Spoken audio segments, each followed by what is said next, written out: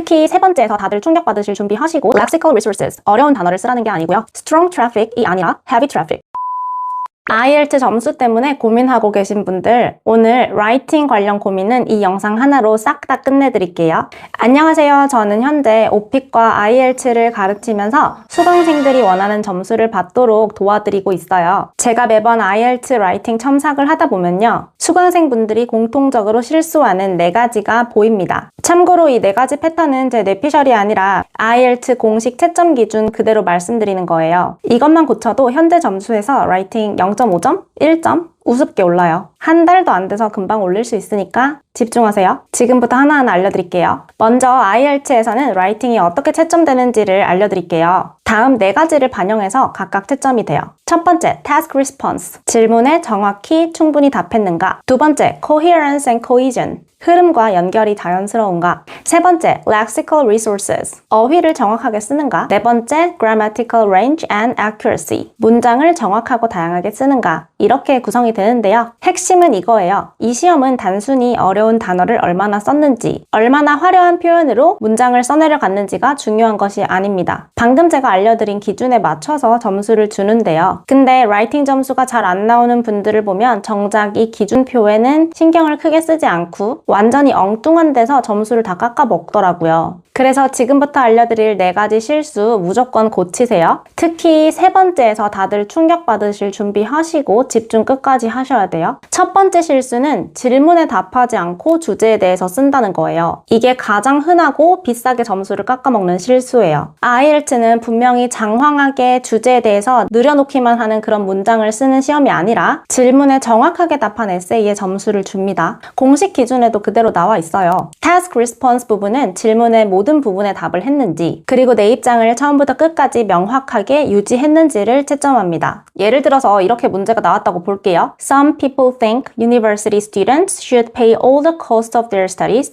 To what extent do you agree or disagree? 이때 만년 6.0 정도에 머무르는 분들은 전형적인 실수 특성이 있어요. 2가지가 있는데요. 자, 이 문제를 봤을 때 등록금을 학생들이 다 내는 게 좋은 거야? 안 좋은 거야? 이렇게 묻는 건가요? 아니면 agree 하냐? agree 하지 않냐? 이렇게 묻는 거예요. 후자죠. 그런데 이거를 대학생들이 학비를 내는 거에 대해서 장점이 있다, 단점이 있다로 논리가 전개되는 경우가 있어요. 그렇게 되면 이 질문에 정확하게 답을 한 게 아니죠. 분명히 내가 질문을 이해를 했다고 하더라도 쓰다 보면은 장단점을 나열하는 글쓰기가 되는 경우가 덜어 있어요. 자, 2번째는 to what extent라고 되어 있잖아요. 단순히 동의하니, 안 하니가 아니라 정도를 묻는 거예요. 어느 정도 동의하니, 어느 정도 비동의하니 라는 입장을 펼쳐야 돼요. 그래서 partially agree, partially disagree, 아니면 totally agree, totally disagree 내 입장을 골라서 거기에 맞게 주장을 펼칠 수 있어야 돼요. 이걸 제대로 정해서 논리를 펼치지 않고 중간에 오프토픽 나거나 논리가 흩어지거나 하면은 여기서부터 점수가 깎입니다. 그래서 내가 원하는 주장의 스탠스를 잘 선정해서 글을 논리적으로 끌고 나가는 것이 굉장히 중요합니다. 그리고 결정적인 약점이 하나 더 있어요. 6.5 정도의 레벨에서는요, 아이디어가 존재해요. 근데 이거를 넓게 펼치기만 해요. 예를 들면 이런 문장이 있어요. It improves the economy, reduces poverty, helps the environment, and creates jobs. 해서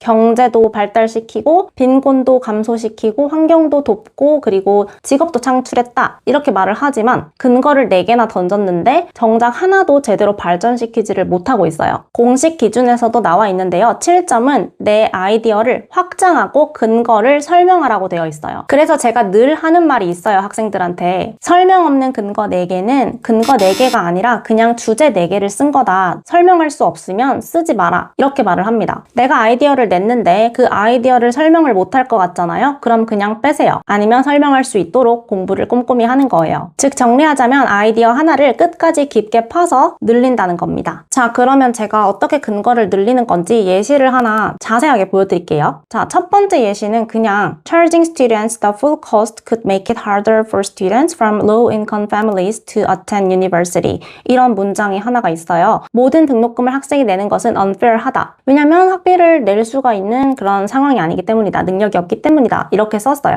자, 이렇게 단순히 6.0에서 밖에 머무를 수 없는 상태는 이렇게 내가 주장 근거를 펼쳤으면 여기서 더 이상 내가 어떻게 설명을 해야 될지가 생각이 안 나요. 아니면 여기서 막히죠. 그래서 시간도 많이 걸리고 어떻게 써야 될지 모르겠는 상황이고요. 7.0 같은 경우는 여기에다가 한 줄을 두 줄을 더 더할 수 있어야 돼요. 설명을 할 수 있다는 거예요. If tuition fees become unaffordable, capable students may be unable to pursue higher education. 이렇게 해서 내가 쓴 문장에 대한 근거 설명을 넣었죠. 저소득층에서 온 학생들이 전체 학비를 부담을 하게 되면 능력 있는 학생들이 더 높은 교육을 추구할 수 없게 됩니다. 이런 식으로 설명을 덧붙여줬어요. 그래서 as a result, society could lose talented individuals who would otherwise contribute valuable skills. 그래서 사회적으로는 이러한 역량까지 갈 수 있는 결과가 초래됩니다. 이렇게 해서 문단을 작성하는 거예요. 정리를 하자면 가장 자주 하는 실수는 질문에 대해서 올바르게 답변을 하지 않는 것. 두 번째 실수는 그냥 근거만 얘기를 하고 거기에 대한 설명을 덧붙이지 않는 것이라고 할 수 있겠습니다. 자, 그리고 두 번째 실수로 바로 넘어갈게요. 두 번째 실수는 템플릿 표현을 그대로 사용하는 거예요. 이거는 살짝 받아들이기 힘드신 분들 있을 수 있어요.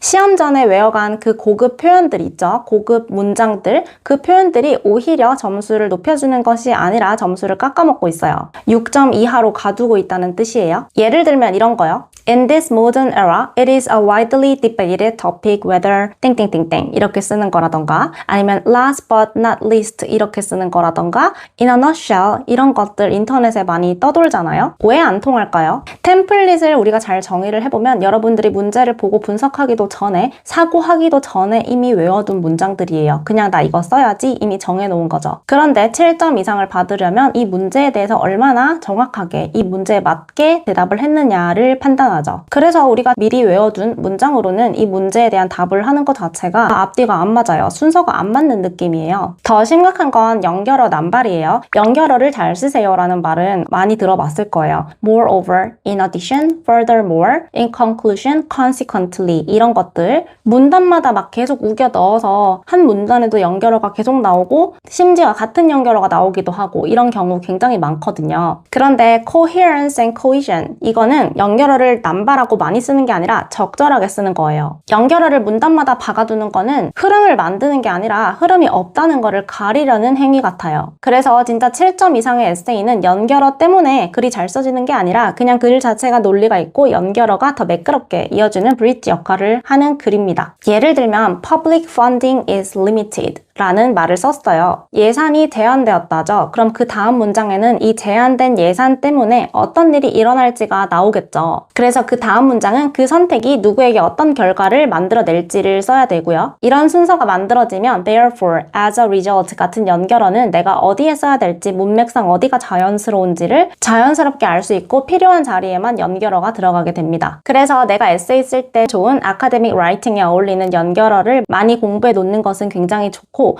그 연결어를 내 글에 적절하게 잘 활용할 수 있도록 논리력을 키우는 연습을 먼저 하는 것을 추천드려요. 정리하자면 두 번째는 고급 표현을 너무 많이 외워서 거기에만 의존하는 에세이를 쓴다는 것, 그리고 템플릿 사용과 연결어 사용을 남발하는 것, 이 두 가지 조심하셔야 돼요. 세 번째 실수는 자꾸 어려운 단어를 쓰려고 한다는 거예요. 아까 다들 충격받으실 거라고 했던 게 바로 이겁니다. 결론부터 말씀드릴게요. Lexical resources, 어려운 단어를 쓰라는 게 아니고요. 적절한 단어를 올바르게 통제하는 능력이라고 이해하시면 좀 더 편하실 거예요. 공식 기준에도 그렇게 나와 있어요. 7점은 어려운 단어를 많이 쓰는 게 아니라 collocation, 단어끼리 어울려 쓰이는 짝을 의식하면서 글쓰기를 하는 것, 그것이 바로 우리가 지금 길러야 되는 능력이고요. 그래서 contemporary, plethora, detrimental, indispensable, paramount 이런 단어들 단어장에서 많이 외우고 쓰려고 하잖아요. 예를 들면 in this contemporary era 이렇게 쓴다거나 It is undeniable that there are a plethora of problems. Social media has become indispensable. 이런 식으로 사용하는 거 많이 보시고 외우실 거예요. 이런 단어 자체가 나쁘다는 게 아니고요. 정확하게 논리 안에서 잘 쓸 수 있다면 금상첨화겠죠. 그런데 문제는 논리를 먼저 세우 세우기 전에 이 단락에 내가 지금 쓰고 있는 문장 글에 이 표현이 맞는지를 구분하기 전에 이미 외운 것을 넣어서 내 글이 고급스러워 보이게 하기 위해서 이런 표현들을 쓴다는 것이 문제예요. 예를 들면 이런 단어를 굉장히 많이 외워서 남발을 했어요. 그럼 내가 이런 단어를 쓰는 거에만 급급하지 내 논리를 구체적으로 펼치는 것에는 좀 더 비중을 덜 두게 된다는 거죠. 그럼 독자가 볼 때도 이 글이 어려운 단어는 많이 썼는데 정작 무슨 논증을 펼치는 글인지 이해가 안 되는 글이 돼버린다는 거예요. 읽기 쉽고 편한 단어를 많이 쓰는데도 논리를 잘 펼치면 충분히 7.0 이상 가능합니다. 어려운 단어를 남발하는 것이 아카데믹 라이팅이 아니에요. 내가 말하고 싶은 내용을 정확하게 상대방한테 설득할 수 있을 때 그게 바로 아카데믹 라이팅이 되는 거예요. 여기서 중요한 게 콜로케이션인데요. 여러분이 계속 공부해야 될 부분이고요. 즉 단어끼리 자연스럽게 어울려서 쓰이는 짝입니다. 예를 들어서 do a crime이 아니라 commit a crime, strong traffic이 아니라 heavy traffic, give money to schools 이렇게 쓰지 말고 allocate funding to schools, 연구를 하다 make research 아니고 conduct research, 사람들이 알게 만들다 make people aware 아니고 raise public awareness, make a big effect on 쓰지 말고 have a significant impact on 이렇게 쓸 수 있어야 돼요. 아까 좀 전에 말한 어려운 단어를 남발하는 것보다 이렇게 자연스러운 콜로케이션을 많이 쓰는 것이 100배 좋습니다. 장담합니다. 예를 들어 문장 하나 볼게요. The government should give budget to public transport because traffic is very strong. 네, 문장 좋죠. 크게 문제는 없어 보여요. 그런데 이렇게 바꾸면 더 좋아요. Government should allocate more funding to public transport in order to ease traffic congestion. 이렇게 말이에요. 이 두 가지 문장을 비교하면서 어떤 것들이 달라졌는지 한번 파악을 해보세요. 여기서 한 가지 더 중요한 건 틀리게 쓴 고급 단어는 단어를 안 쓴 것보다 더 최악이에요. 채점관한테 나는 이 단어를 잘 모릅니다 라는 것을 스스로 증명해버리는 꼴이 되는 거죠. 반대로 콜로케이션 여러 가지를 제대로 쓰면 나는 문맥에 맞게 단어를 적절하게 통제할 수 있는 사람이다 이렇게 보여줄 수가 있는 거예요. 그래서 공부할 때도 allocate, 할당하다 이렇게 외우지 말고요. allocate funding to public transport, allocate resources to underfunded schools, allocate a larger budget to healthcare 이렇게 통째로 익히시는 게 현명한 공부법이에요. 이렇게 자주 쓰는 IELTS Writing 콜로케이션 리스트는 제가 PDF로 정리 한번 해드릴게요. 단어장처럼 한 단어씩 외우는 자료가 아니라 주장할 때 쓰는 표현, 원인과 결과를 나타낼 때 쓰는 표현, 정부 관련된 글을 쓸 때 쓰는 표현 이런 식으로 실제 문단에서 바로 쓸 수 있는 표현들 위주로 바로 가져올 수 있도록 정리해드릴 거예요. 자, 정리하면 세 번째 실수는 어려운 단어를 마구마구 쓰는 게 좋은 것이 아니다. 콜로케이션을 쓰는 것이 중요하고 어휘 공부를 할 때도 콜로케이션 위주로 공부를 하도록 해보자 입니다. 다시 한번 말하지만 점수는 화려함이 아니라 정확함에서 나와요. 마지막 네 번째 실수. 라이팅 점수 잘 받겠다고 관계대명사에 분사구문까지 총동원해서 문장 그냥 길게만 늘리시는 분들, 이런 습관 있으신 분들 이번에 싹 다 고치세요. 공식 기준에 이 표현이 그대로 적혀 있어요. Frequent error-free sentences. 에러 없는 문장이 자주 나와야 한다는 뜻이죠. 그러니까 길고 복잡한 문장 쓰는 거 너무 좋은데요. 틀리지 않았을 때 점수가 됩니다. 예를 하나 들어볼게요.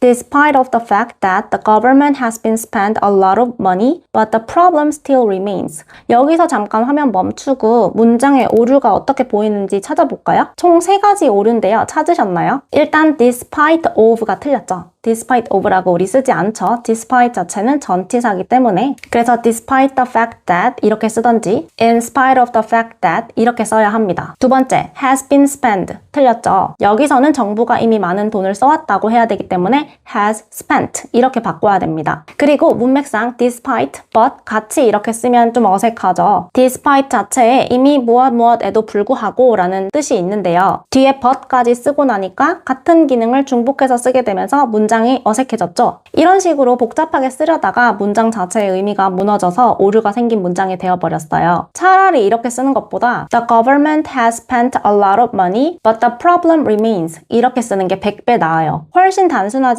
오류가 하나도 없잖아요. 아니면 여기서 조금 더 업그레이드해서 Although the government has spent a great deal of money, the problem remains 이렇게 써도 너무 좋겠죠. 내가 통제할 수 없는 복잡함은 자랑이 아니라 실점이에요. 먼저 먼저 내 현재 수준에서 문법적 오류 없이 쓸 수 있는 문장 구조들 먼저 잡고 복잡한 문장은 그 다음에 쓰도록 공부를 하는 전략을 세우셔야 돼요. 네 번째, 정리하자면 복잡하고 긴 문장보다 단순하고 오류 없는 문장이 훨씬 낫다. 아무리 내가 길고 고급지게 썼다 할지어도 오류가 많으면 실점이다. 기억하셔야 돼요.